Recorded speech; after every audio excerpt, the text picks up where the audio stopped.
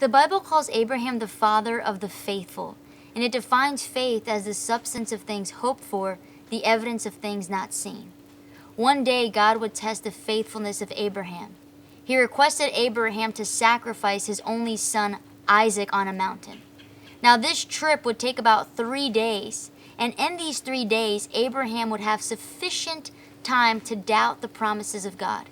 He could have said things like, "Why would God request for me to sacrifice my son if in the 10 Commandments he wrote, 'Thou shalt not kill'?" But instead, Abraham decided to reminisce on the goodness of God in the past in order to strengthen him in the present.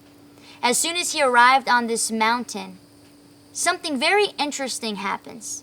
Right before he ascends, he looks to his servant and says, "The boy and I will go yonder, and we will come back to you." Now, Abraham understood that an altar required a sacrifice, and that sacrifice would be his son. So why would he say, "We will come back to you"?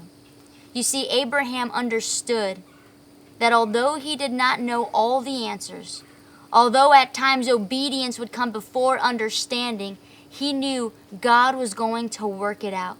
You see, Abraham, besides being called the father of the faithful, was called a friend of God. And I believe that in order for us to truly obey God to the very letter, a friendship is required.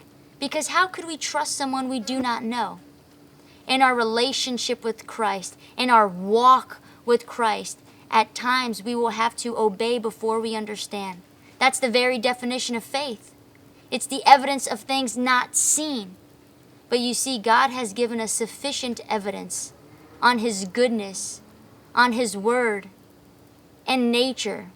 And the reason we will obey isn't because we have some blind faith, but it's because of God's goodness in the past that will strengthen us to be able to believe and be faithful in the present.